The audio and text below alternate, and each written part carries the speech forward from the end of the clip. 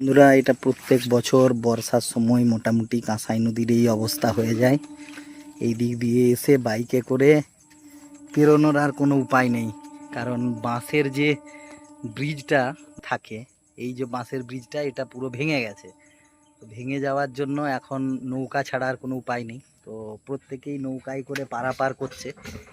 ওই পাড়টা যেদিকে নৌকাটা এখন যাচ্ছে ওই দিকটা হচ্ছে খড়গপুর। আর টাটা মেটালিক্স বলুন বা রেশমি মেটালিক্স, আমাদের লোনের কাজ যেহেতু, তো প্ল্যান্টে যেতে হয় কাস্টমারদের সাথে কথা বলার জন্য।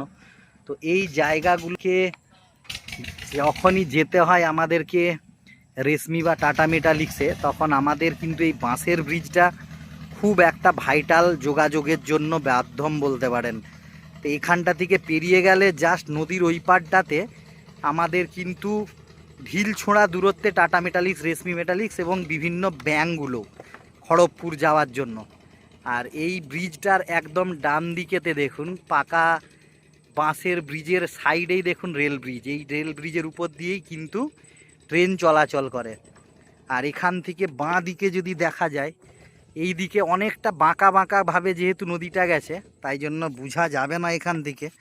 তো অনেকটা দূরে কিন্তু বাস ব্রিজটা আছে, যেটা দিয়ে বাস যাওয়া আসা করে, সেই ব্রিজ এখান থেকে আপনারা দেখতে পাবেন না।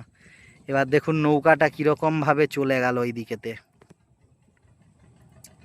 তো মোটামুটি এইভাবেই এখন চলবে, আশা করা যায় দুর্গা পূজা অবধি। কারণ এই মাঝখানে আর ব্রিজ এখন এই জলের তোড়ে হওয়া কোনো চান্স নেই। আর এইখানে দাঁড়িয়ে উপর দিয়ে বেশ কিছু ট্রেনও যাচ্ছিল দেখলাম, আপনারাও দেখবেন কিছুক্ষণের মধ্যে সেই ভিডিওগুলোও আপনাদের সামনে। ওই দেখুন বলতে বলতে ওই পাড়ে কিন্তু নৌকা পৌঁছে গেছে একদম। এবার ওই পাড় থেকে আবার লোক চাপবে, চেপে আবার এই পাড়ে আসবে। দেখুন কতটা কাছে করে দিয়েছি আমি জুম করে ক্যামেরাটা। তো সবাই জানাবেন, এটা আমাদের কাঁসাই নদী। এই কাঁসাই নদীর অনেক উপকারিতা আমাদের জীবনে তো আছেই যাতায়াতে।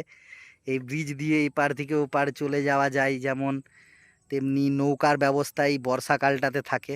তো মিলিয়ে আমার এখন মাস দুয়েক এইভাবেই যাতায়াত করতে হবে। তো ঝুঁকিপূর্ণ হলেও কিছু করার নেই বন্ধুরা। এইভাবে স্লিপ তো প্রচুর করে, কিন্তু তাও মোটরসাইকেল নিয়ে আস্তে আস্তে করে সামনের পাটাতনটার উপর দিয়ে আমাদেরকে নৌকোর উপরেতে উঠতে হয়। এটাই একমাত্র রাস্তা বর্ষার এই সময় কয়েকটা দিন কাজ চালানোর জন্য।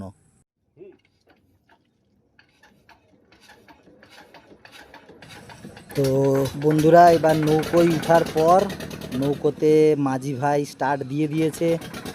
এখানে এইবার নৌকো মোটামুটি তার গন্তব্যের দিকে দিক দিক দিক দিক করে কি সুন্দর এগিয়ে চলছে। সত্যি মানে এ এক আশ্চর্য রকমের অনুভূতি। যারা নৌকায় করে গ্রামেগঞ্জের যে সমস্ত নদী পারাপার করেছেন বর্ষার দিনে, তারও কিন্তু আনন্দ একটা আলাদা রকম। তো আপনারা যদি সময় পান, কখনো মিদনাপুরেতে এই টাইমে আসেন, আপনারা এই জায়গায় নদীর উপরে নৌকো করে পারাপার করতে পারবেন। আর বলা বাহুল্য, আমাদের গ্রাম বাংলার বৈচিত্র্য তো কম নয়।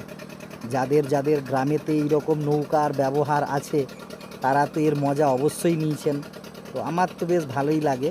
তো আপনারাও জানাবেন কার কীরকমভাবে এরকম অভিজ্ঞতাও যদি থাকে, বা আমার স্পেশালি এই ভিডিওটা আপনাদের কেমন লাগছে সেটাও জানাবেন। জানালে খুব আমারও ভালো লাগবে।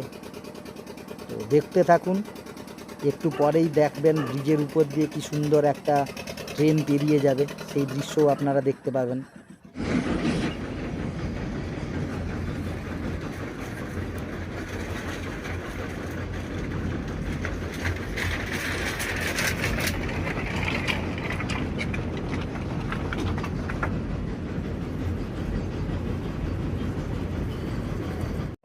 মাস দুয়েক এইভাবেই যাতায়াত করতে হবে যেতে গেলে, আর না হলে বাসের রাস্তায় দিয়ে গেলে অনেকটা ঘুরতে হয়, এদিকে শর্ট হয়।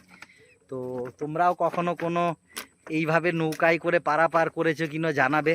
আর আমাদের এই ছোট্ট ছোট্ট ভিডিওগুলো গ্রাম বাংলার প্রকৃতি স্বরূপ কীরকম লাগছে সব জানাবে। যদি ভালো লাগে তাহলে লাইক করবে, সাবস্ক্রাইব করবে ট্রাভেল উইথ 3D3D।